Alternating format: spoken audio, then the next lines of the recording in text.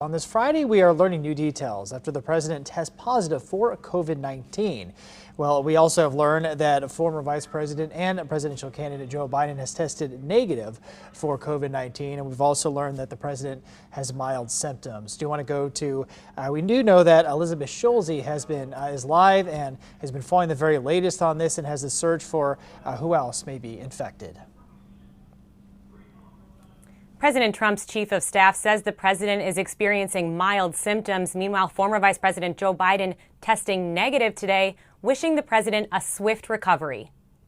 The president of the United States in quarantine today after revealing in a tweet overnight he and First Lady Melania Trump tested positive for COVID-19. President Trump's physician releasing a statement around 1 a.m. saying both were well at this time, without saying if they were experiencing symptoms. The First Lady adding in a tweet later, "We are feeling good." The announcement coming hours after news broke one of President Trump's most trusted aides, Hope Hicks, had tested positive. Mr. Trump reacting last night prior to confirming his positive test result. I spent a lot of time with Hope, and so does the First Lady, and she's tremendous. President Trump had traveled with Hicks to the debate in Cleveland Tuesday, and she was seen boarding Marine One without a mask on the way to the president's packed rally in Minnesota Wednesday. Hello, Duluth.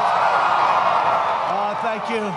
Top aides telling ABC they observed the president not feeling his best after the rally, saying he appeared to be exhausted and fatigued. The president does have mild symptoms. Now, more questions than answers about what comes next for the president, who has downplayed the severity of the virus. It affects elderly people with heart problems and other problems. If they have other problems, that's what it really affects. That's it. It affects virtually nobody. Trump, at the age of 74 and overweight, has repeatedly said he feels no vulnerability to the virus, even making fun of his Democratic opponent Joe Biden for wearing a mask. I don't wear masks like him. Every time you see him, he's got a mask. He could be speaking 200 feet away from it. He shows up with the biggest mask I've ever seen. But today, even the most protected man in the world could not be shielded from the virus that has claimed the lives of more than 207,000 Americans. Joe Biden, who was on the debate stage with the president without masks during Tuesday's debate, wishing the president a swift recovery and testing negative today. With just 32 days until the election and President Trump trailing in the polls, the Trump campaign already canceling rallies. The CDC recommends that anyone who's been in close contact with someone who's tested positive for COVID-19 quarantine for 14 days.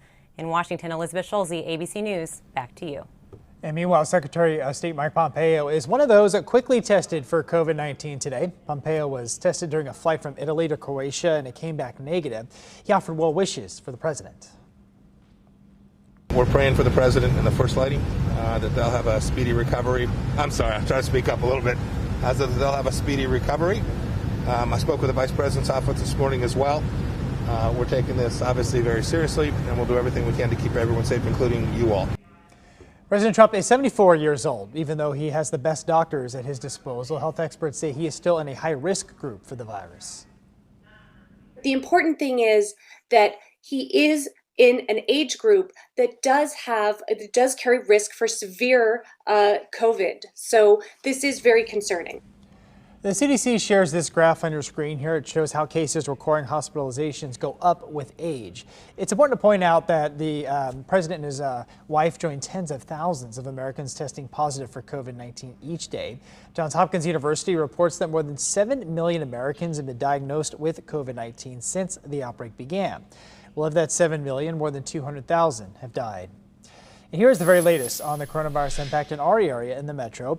304 new cases of COVID-19 is the daily average right now. That's down from 1 week ago. The average number of hospitalizations is up to 94 a day.